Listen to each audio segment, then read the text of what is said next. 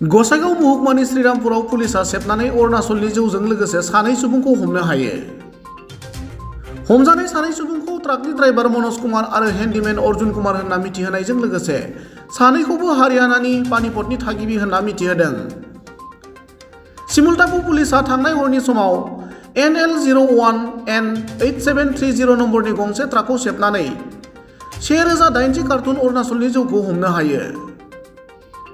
जौफोरखौ सिखावै अरुणाचलनिफ्राय दिल्ली फारसे लांबाय थादोंमोन होनना हमजानाय गारिनि ड्राइभारा फोरमायनाय बाथ्राखौ पुलिसनि फारसेनिफ्राय मिथिहोदों।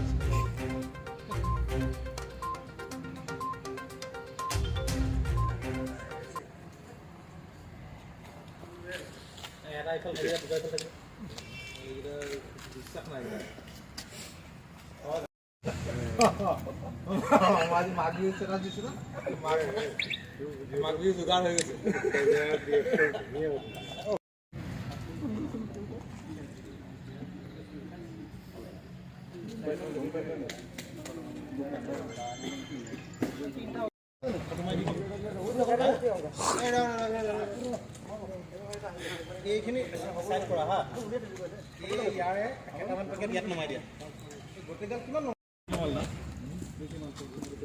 এই কাৰ্টনটা মানে আলাদা হ'ব মাল পড়া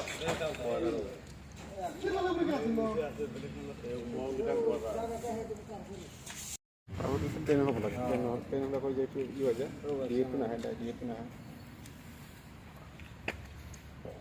ইয়াকি উধারে তো সামনে আছে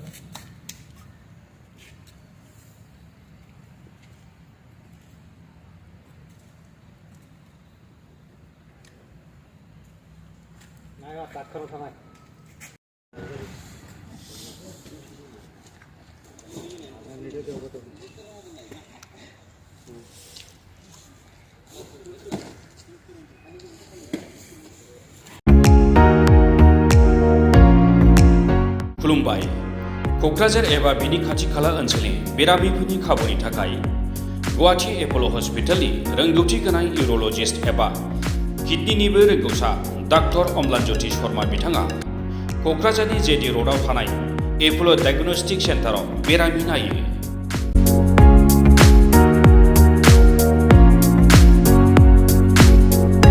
जायफोर बेरामिहा हासुनायनि जेंना जेरै हासुदैया एसेल' गनाय खनले खनले हासुनो ओंखारनाय हासुनाय समाव आलौनाय थामहिनबा किडनियाव अन्थाइ जानाय किडनिनि टिउमार केन्सार प्रस्टेटनि जेंना एबा प्रस्टेटिक केन्सार टिउमार आइजो आरो गथ'फोरनि हासुनायाव जेंना जानाय एबा इउर'लजिकेल जायखिजाया जेंनानि थाखाय स्क्रिनाव होनाय फन नम्बराव नोंथांमोनहा कन्टेक्ट खालामनो हागोन। किडनी स्टन एबा प्रस्टेटनि लेजार अपारेशननि थाखायबो नोंथांमोनहा बिथांजों कन्टेक्ट खालामनो हागोन। एप'ल' डायग्नोस्टिक सेन्टार क'क्राझार।